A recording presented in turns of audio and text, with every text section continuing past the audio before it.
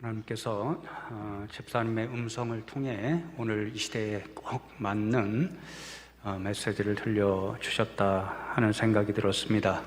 오늘 찬양의 가사에 힘입어서 우리 가정에서도 또 이 자리에 나와 있는 우리 성도님들 서로 격려하며 인사 나누시면 좋겠습니다.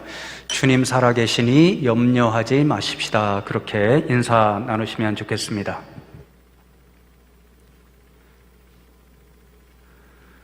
오늘은 예수님의 약속이라는 제목으로 하나님의 말씀을 함께 나누려 하는데요. 함께 읽은 요한복음 14장의 말씀을 처음부터 끝까지 읽어보면 예수님께서 제자들에게 주시는 약속의 말씀들로 가득 차 있는 것을 알게 됩니다. 이 약속의 말씀들 가운데서 오늘은 특별히 한 약속의 말씀을 집중하려고 하는데, 이 말씀들을 나누면서 저와 여러분에게도 오늘 살아계신 예수님께서 동일한 약속으로 함께 하신다, 이 믿음을 가지고 이 자리를 떠나 각자 삶의 자리로 돌아가면 좋겠습니다. 먼저 예수님께서 제자들에게 무슨 약속의 말씀을 들려주시는가, 이것을 살펴보기 전에 예수님께서 지금 제자들에게 이 약속을 주시는 때가 어느 때인가, 그것을 살펴보면 좋겠습니다. 요한복음 13장 말씀 한 2주 동안 나누었잖아요.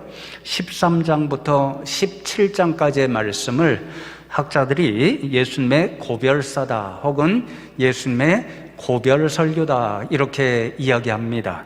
왜냐하면 13장 1절 전반절 말씀을 보시면 6월절 전에 예수께서 자기가 세상을 떠나 아버지께로 돌아가실 때가 이른 줄 아시고 그렇게 말씀하잖아요.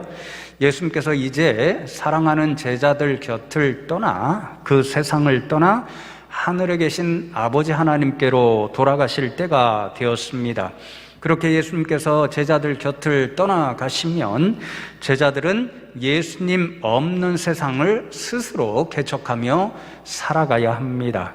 바로 이 상황, 예수님께서 제자들과 마지막 이 발걸음들을 함께 하시고 그들을 떠나가시기 직전에 제자들에게 주신 마지막 고별의 말씀들이 13장부터 17장까지 기록되어 있고 14장 말씀이 그 가운데 있는데 특별히 약속의 말씀들로 가득 차 있습니다.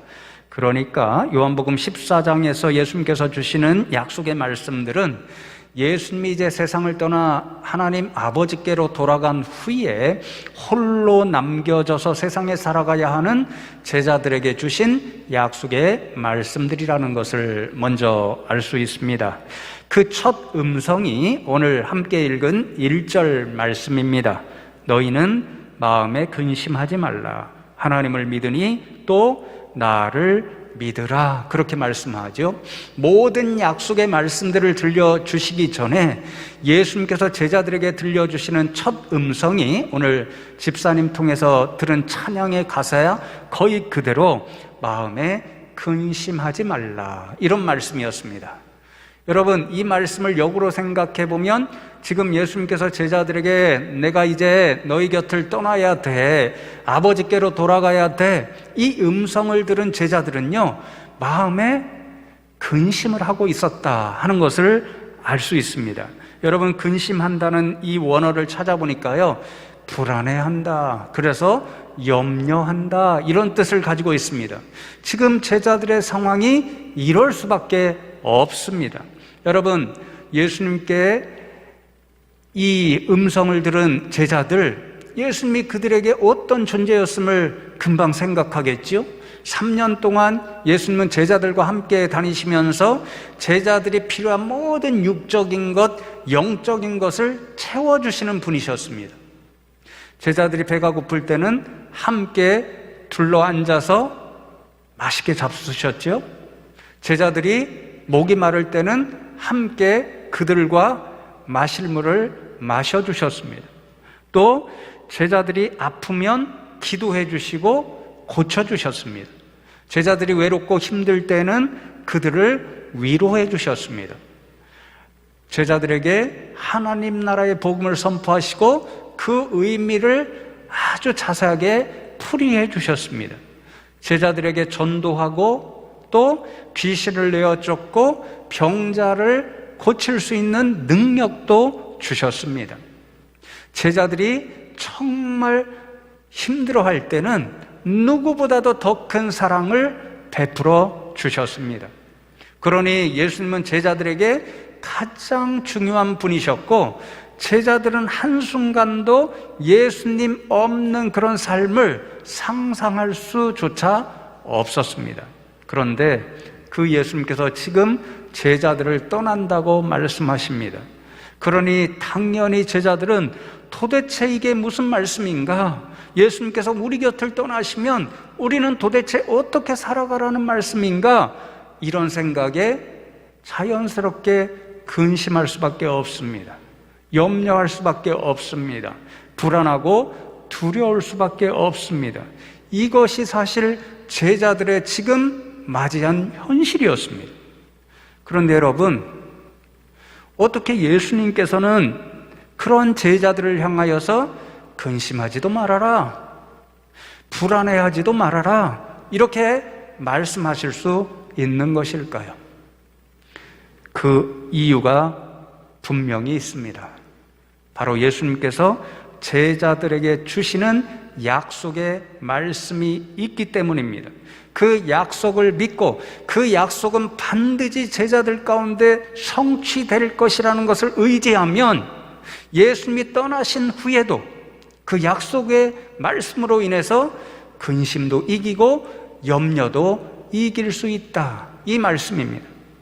여러분, 많은 약속의 말씀들이 14장에 기록되어 있다라고 말씀드렸잖아요. 그런데 오늘 이 근심, 예수님이 떠나심으로 인해서 발생하는 근심과 염려입니다. 이것을 생각할 때 14장 전체에서 가장 중요한 약속의 말씀은 18절로 생각이 되었습니다. 18절 말씀을 보시면 이렇게 예수님께서 제자들에게 약속해 주시지요. 내가 너희를 고아와 같이 버려두지 아니하고 너희에게로 오리라, 그렇게 약속하십니다. 예수님은 제자들에게 부모님과도 같은 존재였습니다. 모든 것을 채워주시고 또 제자들과 함께 하시고 돌보아 주시는 그런 존재셨습니다. 그런데 이제 예수님께서 그러한 제자들을 떠나 하늘나라로 돌아가십니다. 그러니까 제자들은 마치 고아처럼 세상에 홀로 남겨지게 되어 있습니다. 그 이유 때문에 근심할 수밖에 없고 불안해할 수밖에 없고 염려가 될 수밖에 없습니다. 그런데 예수님께서 놀랍게도 제자들에게 다시 오셔서 고아와 같이 버려두지 않으시고 함께 해 주신다라고 약속하십니다. 그러니까 근심하지도 말고 불안해하지도 말고 염려하지도 말라, 그렇게 말씀합니다.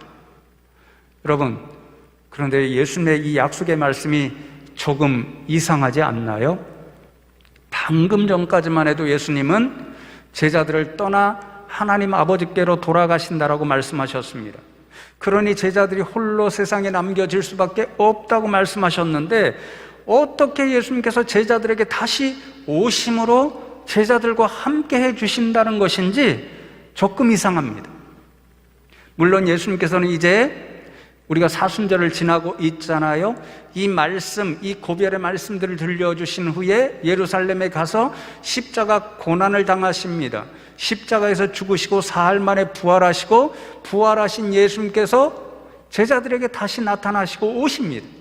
그러나 그 지상사역은 40일에 끝납니다. 예수님 승천하시면 제자들은 여전히 홀로 남겨질 수밖에 없습니다. 또 물론 예수님께서는 재림의 때에 다시 오신다라고 말씀하십니다. 그때는 아무도 모르지만 먼 훗날입니다. 아직까지도 예수님 재림하시지 않으셨습니다. 그러니까 제자들은 재림의 때까지 홀로 세상에 남겨져 있어야 합니다. 그런데 어떻게 예수님께서 오셔서 제자들을 고아와 같이 홀로 남겨두지 않으시고 함께해 주실 수 있다는 말씀일까요? 여러분, 14장 말씀을 보면 예수님께서 두 가지의 일을 통해서, 두 가지의 모습을 통해서 제자들을 홀로 버려두지 않으시고 함께 해 주신다라고 하는 약속을 주시고, 사실상 오늘까지도 그 약속을 지켜주십니다. 첫 번째는 예수님께서는 교회를 통해 함께 하시겠다라고 약속해 주십니다. 오늘 읽은 2절과 3절 말씀을 다시 읽어드리겠습니다. 내 아버지 집에 거할 곳이 많도다. 그렇지 않으면 너희에게 일렀으리라. 내가 너희를 위하여 처소를 예비하러 가노니 가서 너희를 위하여 처소를 예비하면 내가 다시 와서 너희를 내게로 영접하여 나 있는 곳에 너희도 있게 하리라. 그렇게 약속하십니다.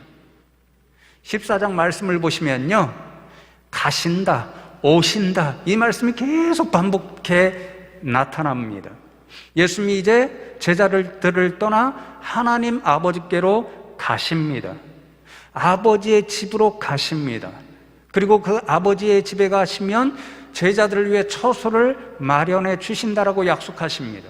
그리고 처소를 다 마련하면 제자들에게 다시 오셔서 그들을 데리고 그 처소에 가서 함께 거하시며 함께 계시겠다라고 약속하십니다. 여러분, 예수님께서 말씀하시는 이 아버지의 집은 도대체 어떤 장소일까요? 성경 말씀을 한번 생각해 보십시오. 성경 말씀에 보면 하나님 아버지의 처소, 하나님 아버지께서 거하시는 그 장소, 사시는 그 장소는 교회라고 말씀합니다. 출애굽기의 역사가 분명히 우리에게 그것을 보여줍니다. 애굽에서 종살이하던 이스라엘 백성들을 하나님께서 건져주셨습니다. 광야로 인도해 가셨고 시내산 앞에 도착했을 때에 이스라엘 백성들과 시내산 언약을 맺으십니다. 나는 너희의 하나님이 될 것이고 너희는 나의 백성이 될 것이다 라고 하는 이 언약을 맺으신 후에 언약 백성이 지켜야 할 하나님의 약속의 말씀들을 다 들려주십니다. 그리고는 가장 먼저 이스라엘 백성들에게 명령하시는 말씀이 있습니다. 너희는 나의 언약 백성이 되었으니까 내가 너희의 하나님이 되어서 너희 가운데 거할, 내가 살 성막, 나의 집 교회를 만들라. 그렇게 말씀하십니다. 그러니 여러분, 아버지의 집은 교회입니다. 그런데 여기에 학자들 사이에 뜨거운 논쟁이 있습니다. 예수님께서 말씀하시는 이 아버지의 집, 이 교회는 어디에 있는 교회일까? 그 물음을 가지고 학자들 사이에 뜨거운 논쟁이 있다는 것을 제가 말씀을 연구하면서 알게 되었습니다. 어떤 학자들은 예수님께서 지금 말씀하시는 교회는 하늘나라에 있는 지금 하나님 아버지께서 거하시고 있는 교회, 그래서 조직신학자들은요 그것을 보이지 않는 영원한 교회, 완벽한 교회, 그렇게 이야기합니다. 어떤 학자들은 그 교회를 말씀하신다, 요한계시록에 나와 있는 새 예루살렘을 말씀하는 것이다, 이렇게 주장합니다. 반면에 어떤 학자들은 예수님께서 지금 말씀하시는 아버지의 집 교회는 곧 사도행전의 역사를 통해 세상에 세워질 주님의 교회, 성도들이 그곳에서 모여 함께 믿음의 공동체를 이루어가는 성도들의 공동체, 그것을 말씀하는 것이다, 이렇게 주장합니다. 근데 제가 그 공부를 하면서 뭘 생각했냐면요, 이렇게 치열하게 논쟁할 필요가 없는데, 이런 생각이 들었습니다. 왜냐하면 지금 하늘나라에는 우리의 눈으로 보이지 않지만 하나님 아버지께서 거하시는 영원한 하늘의 교회, 완벽한 그 교회가 있습니다. 그런데 여러분, 우리는 지금 그것을 희미하게 볼 수 있는 통로, 경험할 수 있는 장소가 있습니다. 이 지상에 세워져 있는 주님의 교회입니다. 이 교회는 완벽하지는 않지만 저 하늘나라에 있는 완벽한 교회, 그것을 본받는 교회가 이 땅의 지상의 교회이기 때문에 이 지상의 교회들을 통해서 우리는 그 완벽한 교회를 조금이라도 보고 맛볼 수 있는 거죠. 그리고 주님께서 말씀하시죠, 요한복음 2장에 보면 더욱이 이 지상에 세워진 모든 교회들은 주님의 몸이라고 말씀하십니다. 주님의 몸된 성전, 주님의 몸된 교회 이렇게 이야기하잖아요. 그 말씀은 예수님께서 교회를 통해서 자신이 임재하시고 이 교회를 통해서 오늘도 우리와 함께 하신다라고 하는 약속의 말씀입니다. 그래서 학자들이 주님의 몸으로서의 교회가 무엇인가? 그것은 주님께서 오늘도 교회를 통해 자신이 임재하셔서 우리와 함께 하신다라고 하는 그것을 말씀하신다 이렇게 다 말합니다. 저와 여러분의 믿음의 모습, 사랑의 모습, 교제하는 모습, 예배하는 모습, 이것을 통해서 성도들이 이루어가는 이 믿음의 공동체를 통해서 예수님은 우리와 함께 하시고 성도들의 그 믿음의 모습을 통해서 우리에게 자신의 사랑을 보여주시고 또한 함께 해주시는 임마누엘의 주님이 되어 주신다라는 거죠. 그러니 제자들은 예수님 승천하신 이후에도 이 지상 가운데 세워지는 주님의 몸된 교회를 통해 주님을 볼 수 있고 그들과 함께 하시는 예수님을 경험할 수 있으니 염려하지도 말고 근심하지도 말아라, 그런 말씀인 거지요. 그래서 여러분, 제가 말씀을 준비하고 이 예수님의 약속의 말씀 그 의미를 깨달으면서 어떤 생각을 하게 되었냐면요, 우리가 지금 겪고 있는 이 코로나 바이러스 참 지독한 바이러스다, 고약한 바이러스다, 이렇게 생각하게 되었습니다. 왜냐하면요, 오늘 코로나가 이 시대 가운데 저희를 가장 염려하게 만듭니다. 근심하게 만듭니다. 불안하게 만듭니다. 그런데 여러분, 가만히 생각해 보면 이 코로나가 우리에게 더 못된 바이러스가 되는 영적인 이유가 있습니다. 여러분, 우리가 코로나 이전을 생각해 보십시오. 우리 가운데 근심이 생겼습니다. 불안한 일이 생겼습니다. 염려하는 일이 생겼습니다. 그러면 가장 먼저 우리에게 떠오르는 대상이 무엇입니까? 교회입니다. 교회였습니다. 불안을 가지고, 염려를 가지고, 근심을 가지고 주님 앞에, 주님의 몸된 이 교회에 나와 기도했습니다. 뜨겁게 기도하는 가운데 주님의 음성을 듣고 위로하고 힘을 얻었습니다. 그런데 코로나가 그것을 못하게 합니다. 그리고 어디에 가서 뜨겁게 기도하고 예배하고 부르짖어 찬양함으로 주님께서 들려주시는 이 약속의 말씀을 듣고 은혜를 얻고 힘을 얻을 수 있겠습니까? 그게 다 막혀 있습니다. 그러니 더 힘든 시대가 이 코로나 시대입니다. 우리 어르신들이 그것을 너무도 잘 보여주십니다. 저희 부모님이 그것을 너무도 잘 보여주십니다. 때때로 어르신들과 통화하고 부모님과 통화를 합니다. 너무 힘들어 하신다는 것을 음성을 통해서 금방 알 수 있습니다. 심지어 우울증에 걸린 것 같습니다, 이렇게 말씀하시는 분들도 계십니다. 이유는 다 한 가지입니다. 마음껏 교회에 나오지 못하기 때문입니다. 우리 어르신들이요, 주일에 한 번씩 나오는 이 교회의 자리를 얼마나 사모하시는지 모릅니다. 교회에 나와서 정다운 얼굴들을 보며 예배하십니다. 또 정다운 얼굴들과 더불어 뒷방에 가서 식사를 하십니다. 그곳에서 마음껏 깔깔거리면서 이야기를 나누십니다. 기도하십니다. 함께 찬송하십니다. 그러다 보면 한 주일 동안 집안에 계시면서 외로웠던 일, 답답했던 일, 이야기 통해서, 기도 통해서, 찬송 통해서, 예배 통해서 다 내려놓으십니다. 일주일에 힘을 얻어서 다시 돌아가시는 거예요. 그런데 그게 막혀 있으니 너무 힘듭니다. 교회 생활이 너무도 그립습니다. 그렇게 말씀하십니다. 사랑하는 성도 여러분, 그렇습니다. 이 코로나 시대에 정말 우리를 힘들게 만드는 그것이 무엇인가? 주님의 몸된 교회를 마음껏 찾지 못하고, 마음껏 예배하지 못하고, 마음껏 찬송하지 못하고, 마음껏 기도하지 못하고, 마음껏 사랑하는 성도님들을 보지 못하고 교제하지 못하기 때문입니다.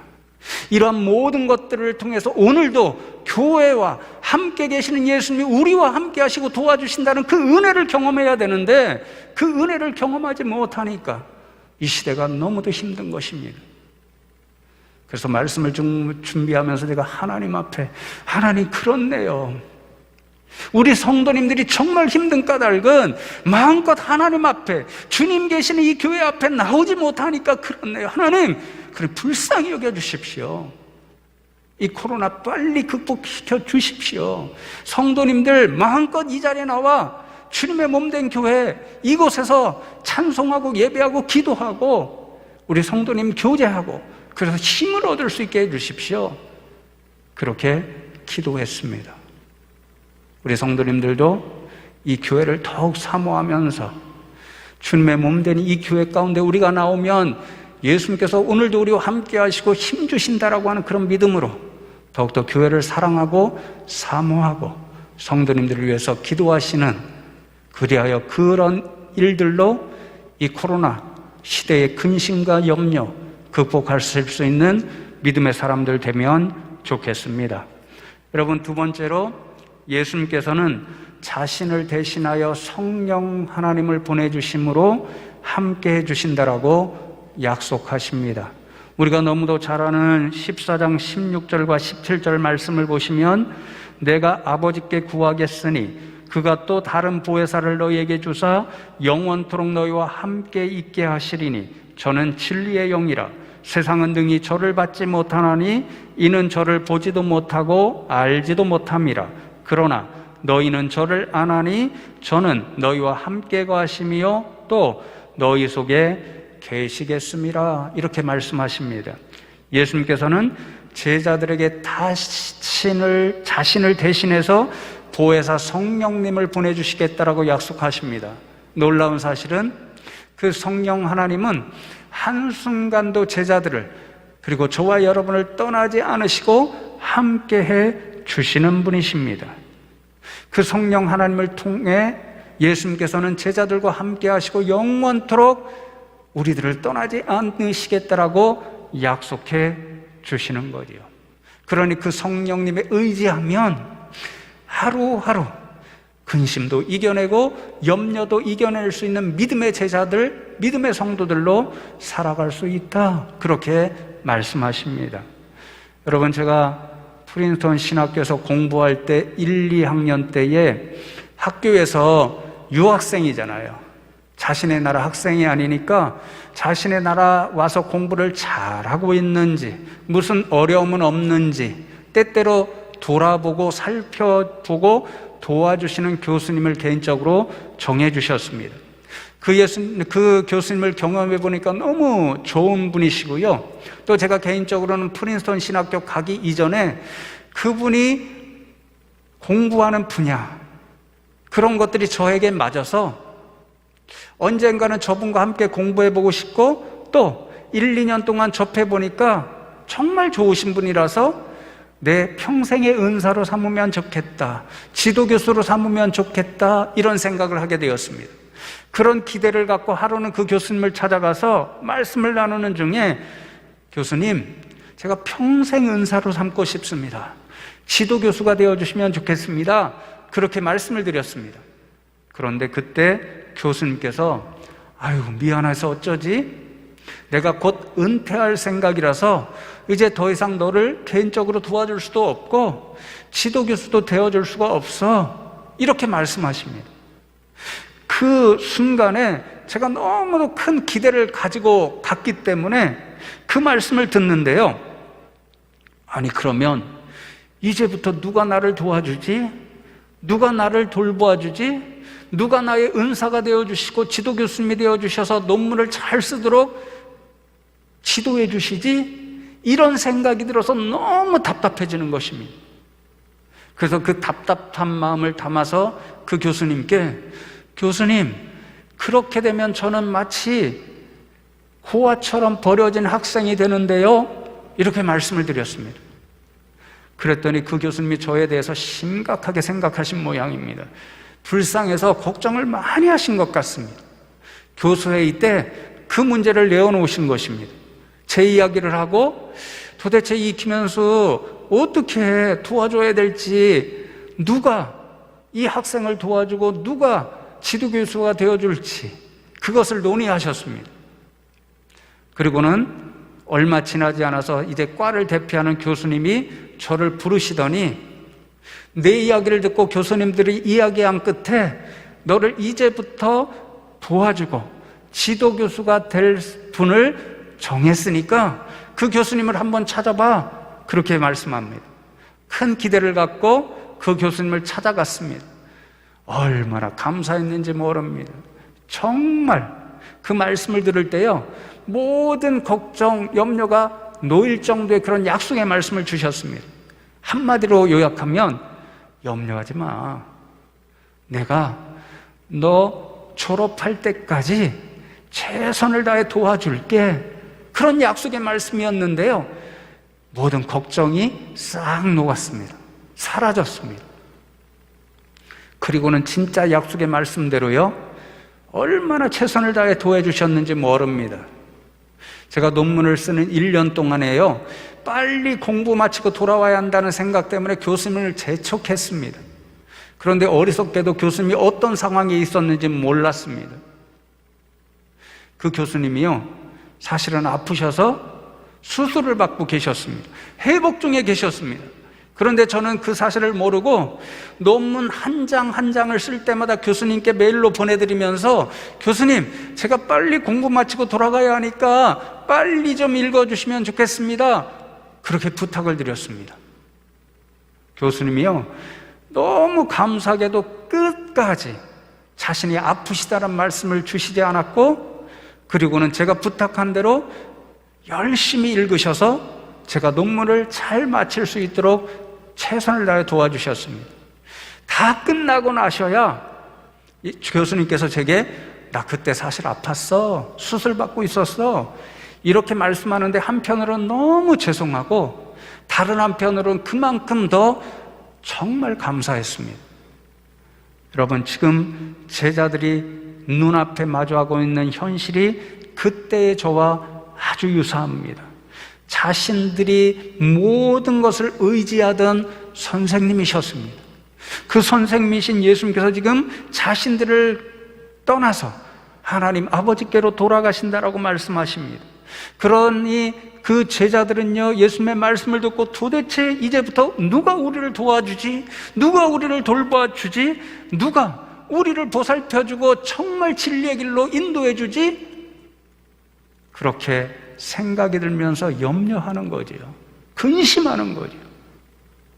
그런데 바로 그 순간에 예수님의 놀라운 은혜의 말씀이 들리는 거죠.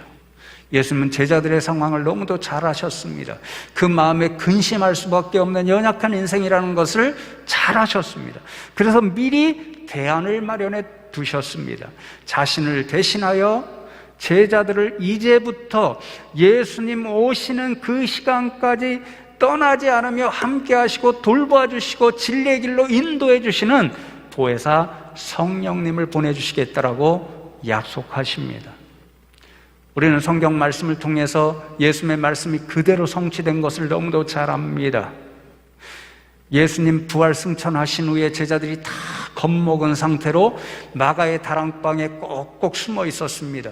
문을 꼭 걸어 잠그고 120명이 날마다 답답해서 근심하는 심정으로 애타게 주님께 기도했습니다. 그때에 예수님께서 약속하신 성령님이 오순절날에 그들 가운데 임했습니다. 여러분, 그 이전과 그 이후에 그들의 모습이 완전히 변했습니다. 정말 염려하고 근심되고 겁을 먹어서 문을 꼭 잠그고 있던 그들이 힘을 얻었습니다. 용기를 냈습니다. 꼭 걸어 잠그고 있던 그 문을 열고 세상으로 담대하게 나갔습니다. 천국 복음, 예수 그리스도의 복음을 전파했습니다.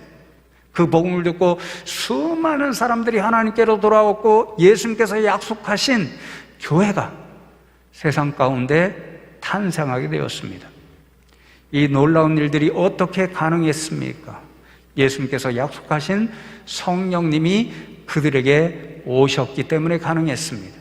성령님께서 그들과 함께 하시며 그들에게 힘과 용기를 주셨기 때문에 담대하게 그들은 세상으로 나아갈 수 있었습니다. 사랑하는 성도 여러분, 저는 확신합니다. 지금 성도 여러분이 어디에 계시든지 간에 성도 여러분은 혼자 계시지 않습니다. 예수님께서 성도 여러분 한 사람 한 사람에게도 약속하신 성령님을 보내주셨고, 여러분이 깨닫든지 깨닫지 못하든지 간에 여러분 곁에는 항상 성령님께서 함께 하십니다. 여러분이 기도하실 때 말할 수 없는 탄식으로 여러분을 위해 기도해 주시는 분이 성령님이십니다. 여러분이 찬양하실 때 뜨거움으로 성령 임재하심을 경험하실 수 있습니다. 저는 매주마다 말씀 연구할 때마다 성령님께서 제게 지혜를 주신다는 것을 깨닫습니다. 말씀을 연구할 때 답답한 순간들이 얼마나 많은지 모릅니다. 하나님, 이번 주에 성도님들에게 전파할 말씀을 주십시오. 그렇게 기도할 때마다 성령님께서 제게 깨닫는 지혜를 주십니다. 여러분들도 말씀을 읽을 때 성령님께서 지혜를 주십니다. 여러분이 답답하고 힘들어하실 때 성령님께서 그것을 아시고 때때로 위로하시고 힘과 용기를 주십니다. 믿음의 눈을 열어서 여러분 곁에 계시는 성령님을 보시고 믿음으로 의지하시는 분들 되면 좋겠습니다. 그런 믿음으로 참 답답하고 염려할 것이 많고 근심이 많은 이 시대, 주님이 교회를 통해서 우리와 함께 계신다는 믿음, 성령님을 우리에게 보내주시고 영원토록 그 성령 하나님은 우리와 함께 계신다라고 하는 그 믿음으로 이 힘든 시대를 이겨나갈 수 있는 믿음의 백성들 다 되시기를 주님의 이름으로 축복합니다.